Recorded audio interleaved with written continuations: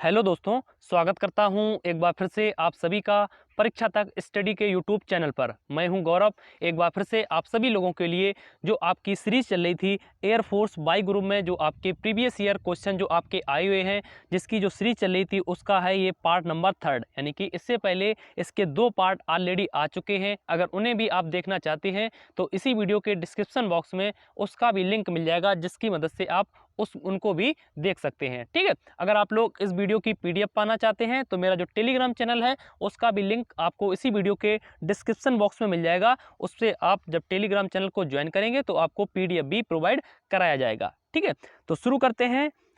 आशा करता हूं सभी लोग अच्छे होंगे और देखते हैं पार्ट थर्ड में मैंने पहले की तरह इसमें भी टोटल 15 क्वेश्चन लिए हैं और उसका जो क्वेश्चन होंगे उन सभी का हम एनालाइज करेंगे। उनसे बनने वाले जो और भी इंपॉर्टेंट क्वेश्चन होंगे सभी को आज हम डिस्कस करने वाले हैं। ठीक है, अगर आप लोग तैयारी कर रहे हैं एयरफोर्स बाई ग्रुप एग्जाम की या फिर एसएससी जीडी आपका जो जिसका नोटिफिकेशन आपके जो फर्स्ट वीक में होगा उसमें उसका रिलीज होगा, अगर आप सीएचएसएल और एसएससी एमटीएस का एग्ज़ाम 2021 में देने वाले हैं तो आप लोग इस सीरीज को जरूर देखिएगा, क्योंकि यहाँ से क्वेश्चन आपको देखने को मिलने वाले हैं। ठीक है, चलिए अब शुरू करते हैं।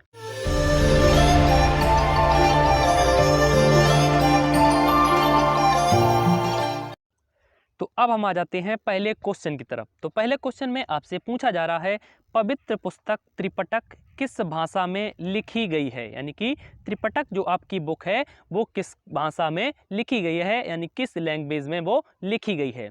तो त्रिपिटक जो आपकी बुक है वो लिखी गई है पाली भाषा में। किस भाषा में लिखी गई है? पाली भाषा में। यानी कि ऑप्शन नंबर इस प्रश्न के लिए इसका राइट आंसर हो जाएगा। ठीक है, अब बात आती है जो त्रिपिटक जो ये पुस्तक है वो किस धर्म से संबंधित है। ये भी प्रश्न आपसे पूछा जा सकता है, तो याद रखिएगा त्रिपिटक जो पुस्तक है ये आपकी बौद्ध धर्म से संबंधित है। किस धर्म से संबंधित है?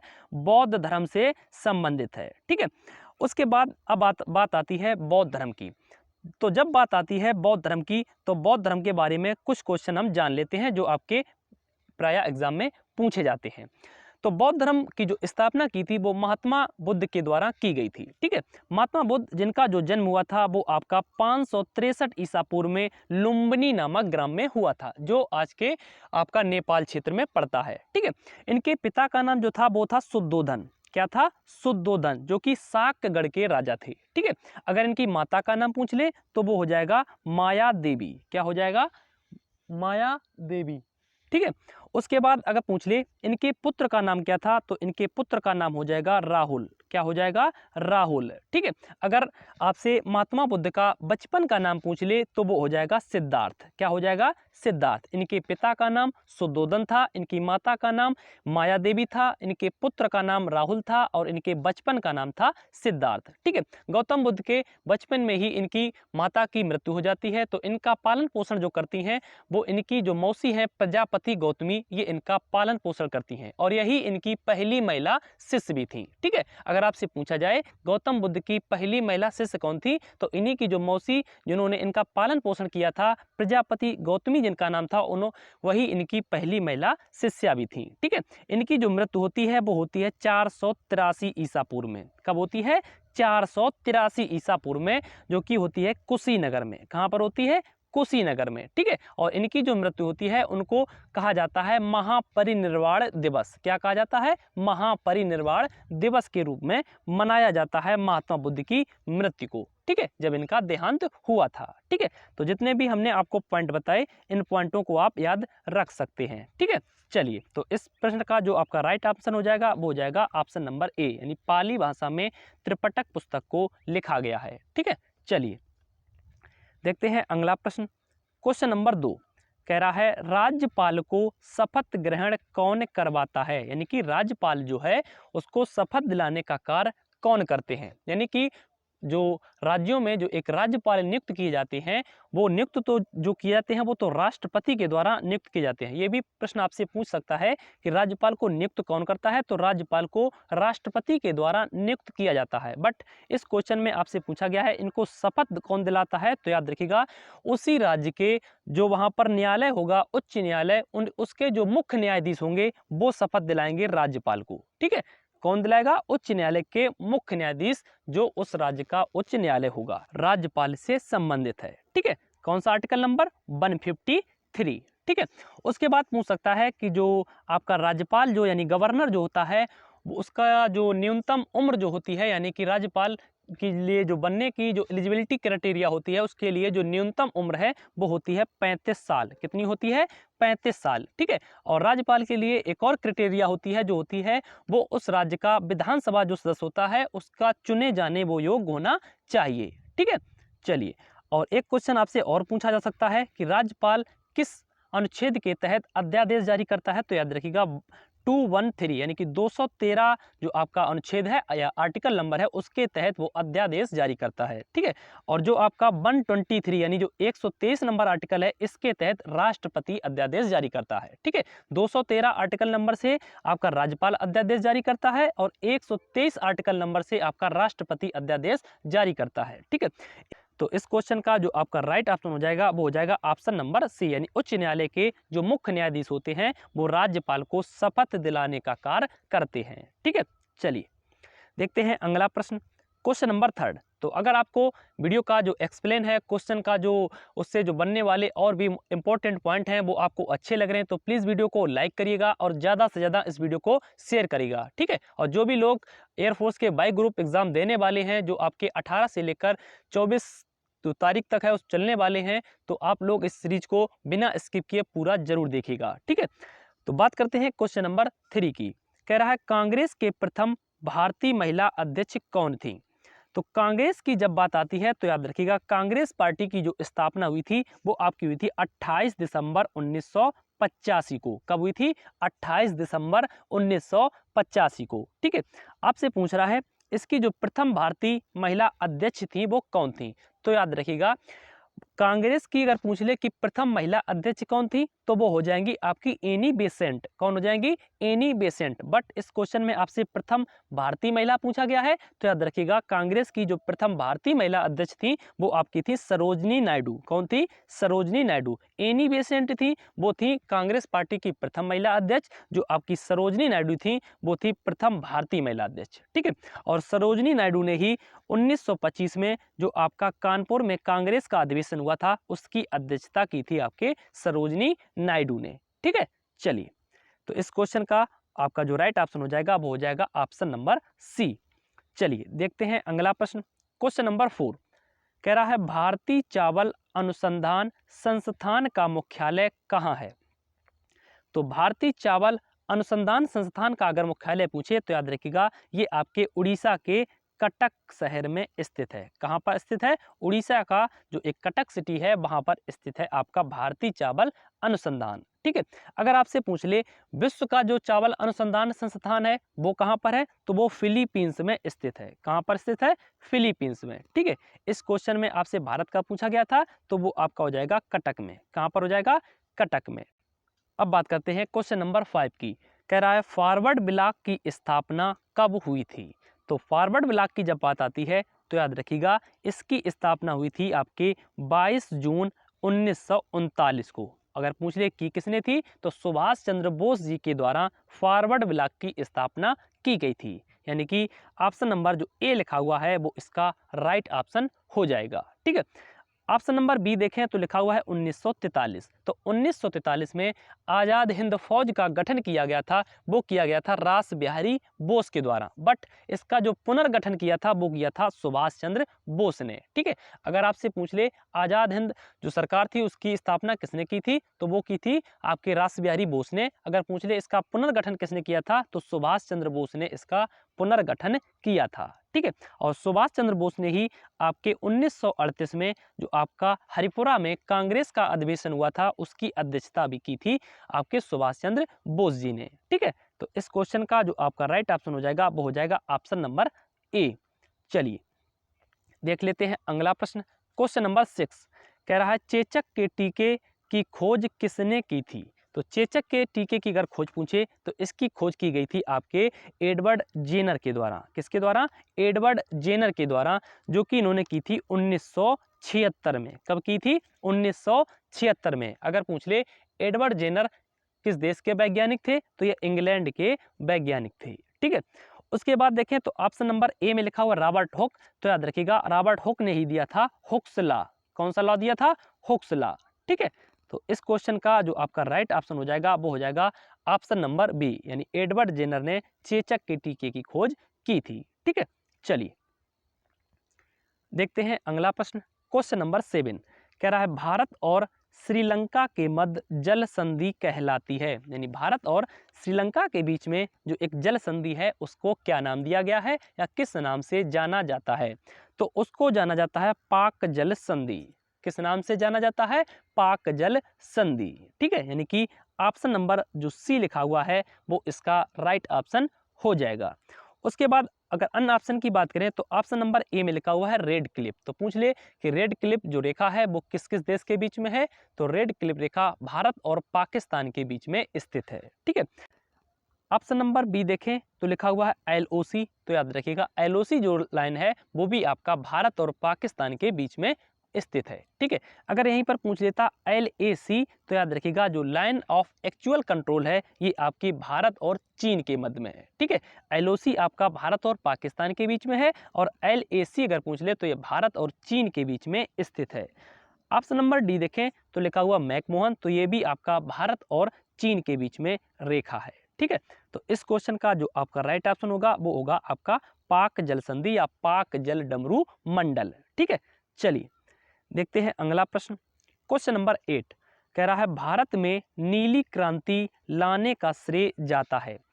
तो बात आती है नीली क्रांति की। अगर पूछेगा पहले तो आपसे यही पूछ लेगा कि नीली क्रांति जो है उसका संबंध किस क्षेत्र से है? तो याद रखिएगा नीली क्रांति का संबंध है आपका मछली उत्पादन से। किससे संबंध है? तो मछली उत्पादन से इसका संबंध है। ठीक है, अब बात आती है क्रांति लाने का श्रेय किसको जाता है? तो याद रखिएगा हीरालाल चौधरी और अरुण कृष्णन को इसका श्रेय जाता है। तो इसलिए जो इसका राइट ऑप्शन होगा वो होगा ऑप्शन नंबर डी, यानी कि बी और सी दोनों।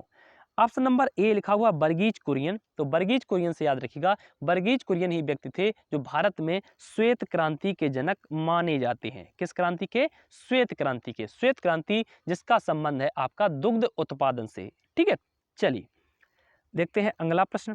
तो अगर आप लोगों को वीडियो पसंद आ रहा है तो प्लीज़ वीडियो को लाइक करिएगा और इसको शेयर भी करिएगा। ठीक है, कह रहा है दांडी मार्च कहाँ से आरंभ हुआ था? तो पहले तो हम बात करेंगे दांडी मार्च के बारे में।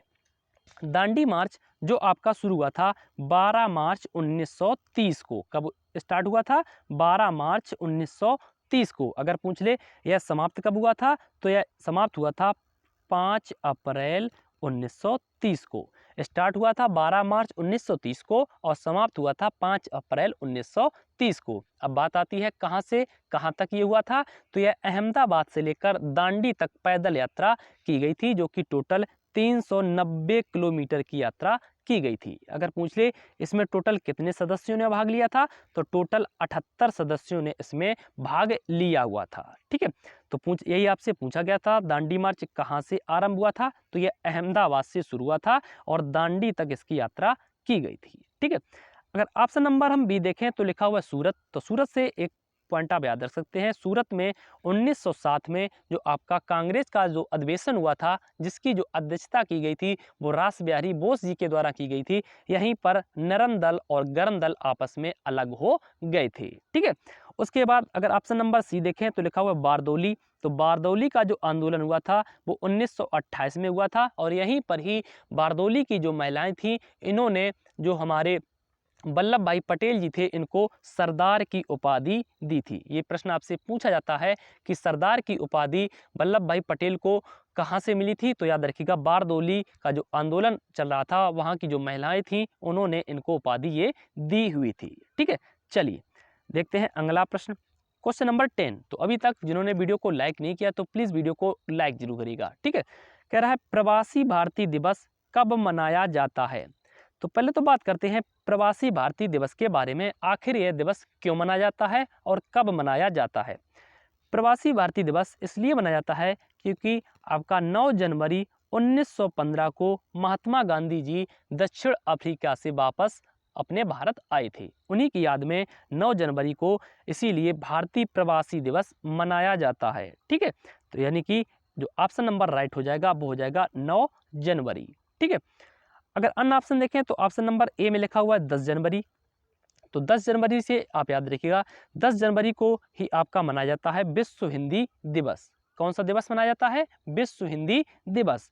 अगर ऑप्शन नंबर सी देखें तो लिखा हुआ है 12 जनवरी। तो 12 जनवरी को हम युवा दिवस मनाते हैं, जो कि स्वामी विवेकानंद जी की स्मृति में मनाया जाता है। ठीक है।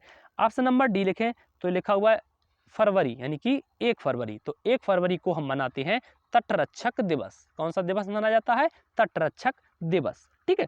तो इसका जो राइट ऑप्शन हो जाएगा वो आपका हो जाएगा ऑप्शन नंबर बी, यानी 9 जनवरी।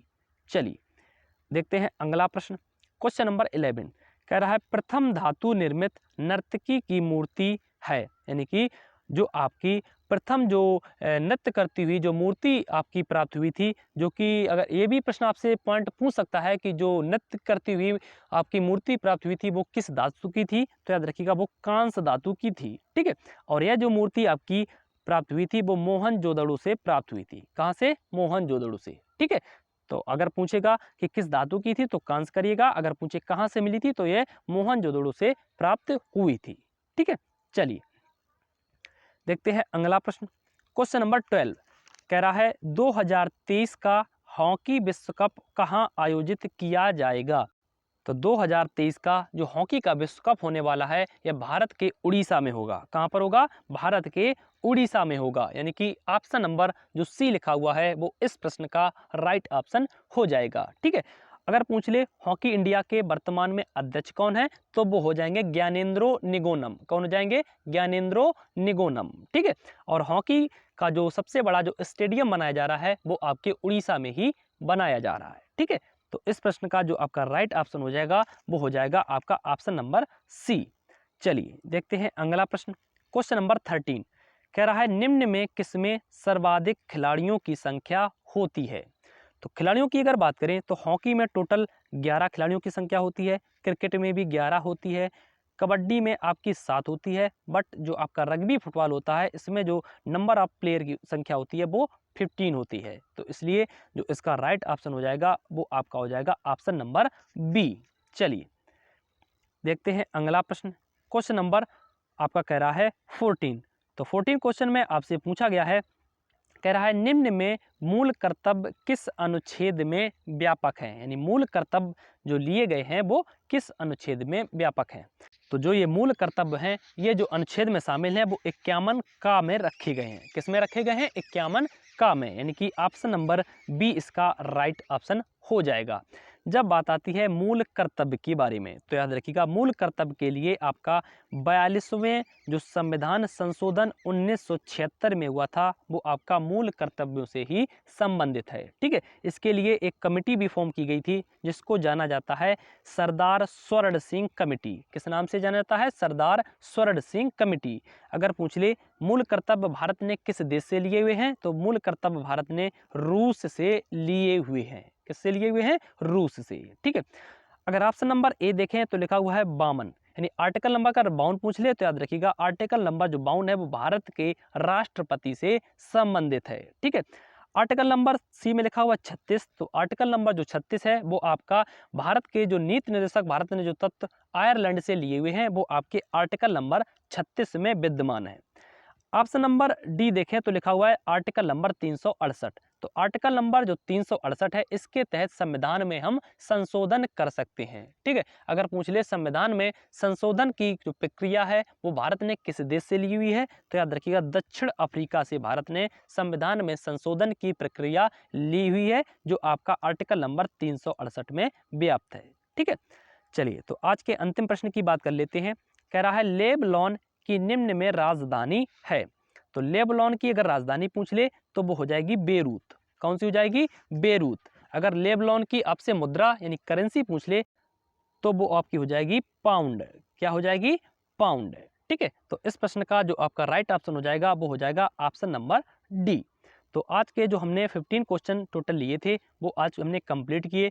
क्वेश्चन कैसे लगे ये कमेंट बॉक्स में हमें लिखकर जरूर बताएं। आज का जो पार्ट नंबर था वो 3 था, यानी इससे पहले इसके जो 2 पार्ट हैं वो ऑलरेडी आ चुके हैं जिन्हें आप इसी वीडियो के डिस्क्रिप्शन बॉक्स की मदद से देख सकते हैं। ठीक है। मिलते हैं नेक्स्ट वीडियो में, तब तक के लिए सभी को जय हिंद।